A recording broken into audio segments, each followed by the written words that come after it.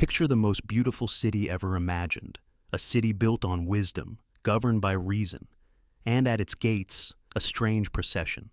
The poets of Greece driven out. Homer, first of all. The greatest art the Greek world ever made, censored, exiled, refused entry. In this perfect city, only two kinds of poetry are allowed to remain: hymns to the gods and the praises of good men.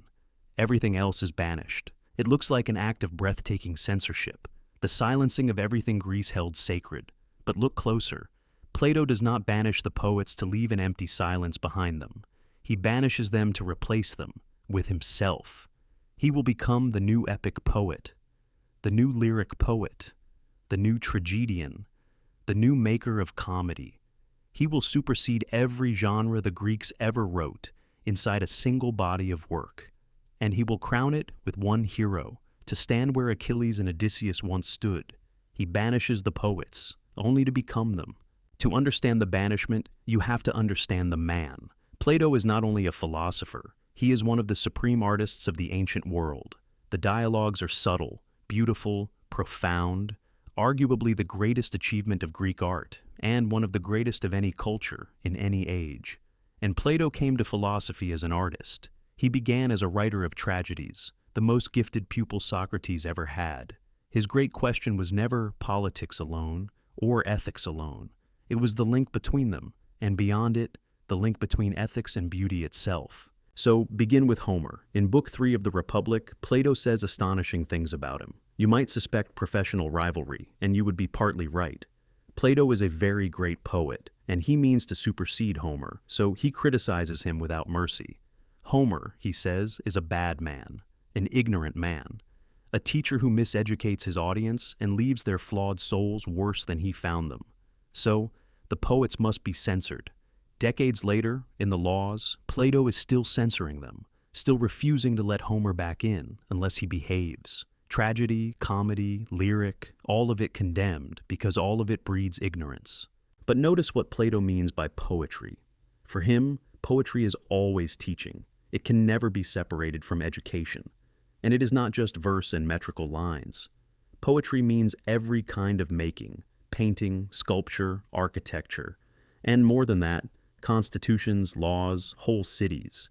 Every artificial thing is a poem. The ideal state of the Republic is a poem, a constructed thing that does not exist in nature. Even law becomes a kind of poetry, an imitation of the good man doing good. That is why, in the laws, each statute comes with a preamble, explaining to the citizen why it should be obeyed. Law as instruction. Law as poetry. And the domain only grows. Art, for Plato, is everything that is not nature. And then even nature, once we capture it in a theory. Our account of the natural world is itself a poem. So, the bad poems of the early natural philosophers must also be censored and replaced. That is the purpose of the Timaeus, written near the end of his life. Anyone can give an account of nature. Democritus did, Empedocles, Anaxagoras, Thales. But Plato's account is meant to be morally good, because it shows a universe with purpose. Behind it stands the demiurge, the divine craftsman, investing the cosmos with meaning and moral order. That, for Plato, is what makes it the superior poem. Step back, and the scale is staggering. Plato sets out to supersede the entire physics of his society, all of its moral theory, all of its politics, completed across the sophist, the statesman, the laws, and the republic, all of its art of every kind. The corpus is a gesture toward the whole of human creation. He wants to travel the full circle of knowledge, to map the limits of the mind, to reveal where the cosmos and the soul overlap. And even where his answers fail, that ambition is extraordinary. The dialogues do not corrode with age. Their value survives even when we no longer believe his picture of the physical world. And here is the strange part. Suppose Plato is wrong. Suppose his theory of matter, or any single doctrine, turns out to be false. It does not diminish him at all. The least important thing about Plato is the details. His strength is in the large contours, the big picture. What he points to is the human power to reason, authoritative and free. So, if you reason a problem through, and find that one of his theories needs correcting, you have not defeated Plato. You have proved him right. His work was made to be superseded, which means, in a sense, it can never be superseded. You do not truly become his disciple until you criticize Socrates and reject Plato. That is exactly what he set out to teach. This is where Plato becomes the origin of an idea that still shapes us. The idea that all art is finally moral, that true beauty always teaches, that a painting, a poem, a building educates whoever beholds it in moral truth. Whether or not it is finally correct, it is a complete vision of art. Art is always education. So the good man is the educator, the true poet is the educator, and true beauty is always morally good. This is the root of his case for censorship. Beauty is not separate from the life of the city.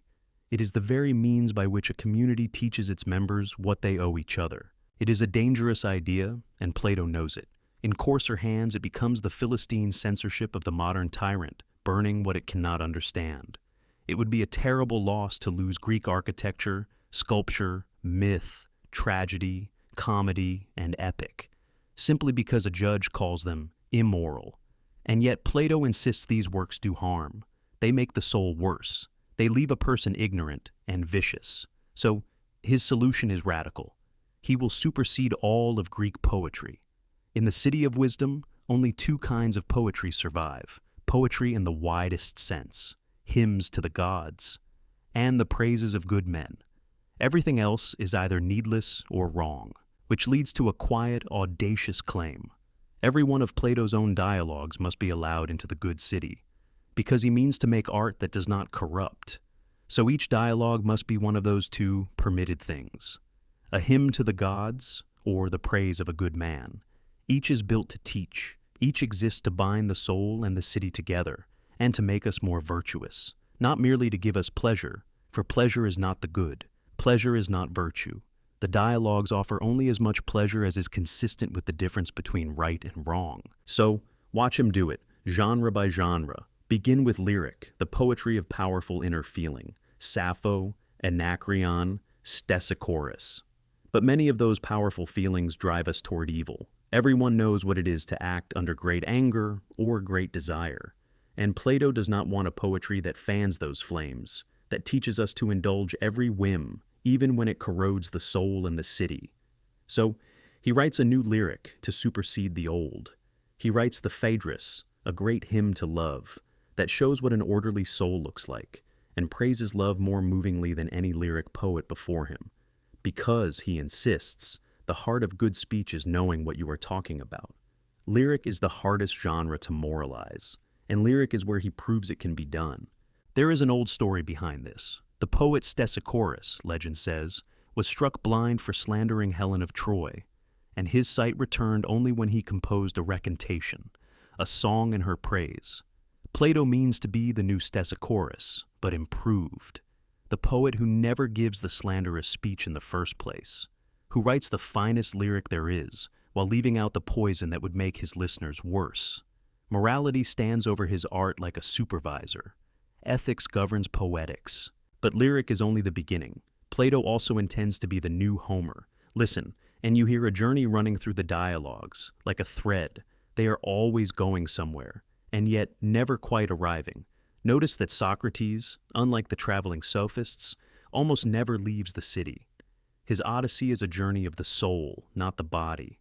Socrates is the new Odysseus, and Plato is the new Homer, telling the story of his travels. The Republic itself opens with a descent. I went down to the Piraeus, a walk of several miles down to the harbor. The greatest book of political philosophy begins as a journey on foot. The motif returns again and again. The Protagoras opens with a friend waking Socrates before dawn, so the two can walk across the city to meet the great sophist. And it deepens in the Credo. Socrates sits in his prison cell, condemned to die. His friend Credo begs him to escape, to flee to Thessaly. And Socrates answers that he has been on a journey all along, the journey of dialectic, the long ascent of the sixth book of the Republic. He will continue that journey, he says, by staying exactly where he is. This is Platonic irony fused with the journey. To run would be to abandon the road. So, he travels on by refusing to move. And the journey runs to the very end.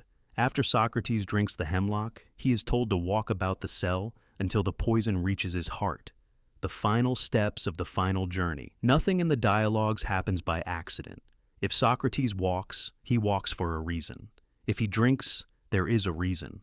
If the wine is red and not white, there is a reason for that too. Every movement deserves your attention. And the lesson is this: a whole odyssey can unfold inside a single city. For the journeys of the soul are far subtler than the journeys of the body, which may be Plato's great advantage over Homer. Socrates is also the new Achilles, the new hero of virtue, and Plato, the author of a new and better Iliad. But this is a hero of knowledge, brave, yes, but a man who knows what is worth being brave about. He has none of the wrath of Achilles, none of that ruin in the soul. Like Odysseus, he is a superior man. But where Odysseus is famous for his lies, for the clever story that gets him what he wants, Socrates is famous for the truth. He is the improvement of both, and here Plato turns the epic inside out. Odysseus had to sail the whole Mediterranean to meet his monsters. Socrates stays in Athens, and the monsters come to him. To meet Gorgias, Protagoras, Hippias is to meet them. Deformed souls, monstrous, not quite human. Then there is tragedy.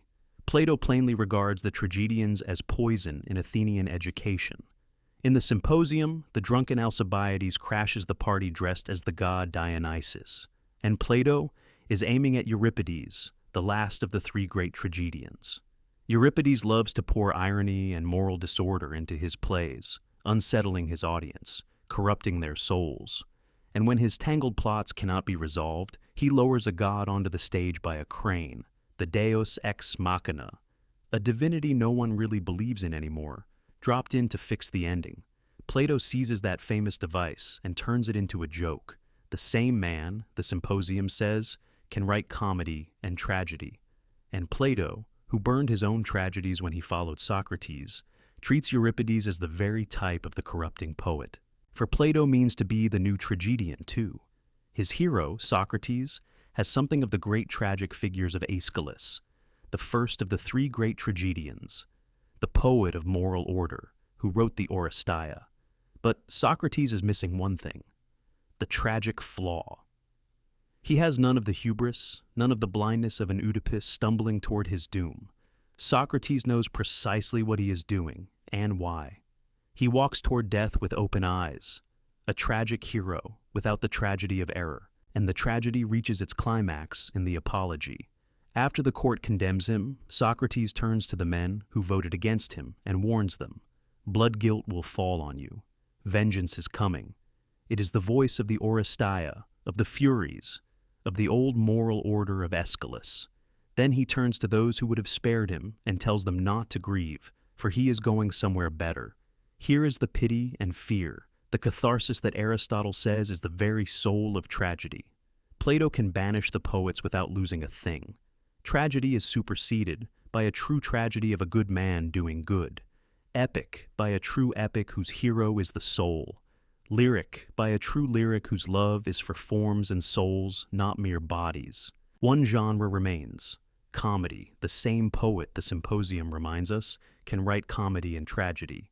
And the dialogues are genuinely funny. We miss it only because we read them with such solemn faces.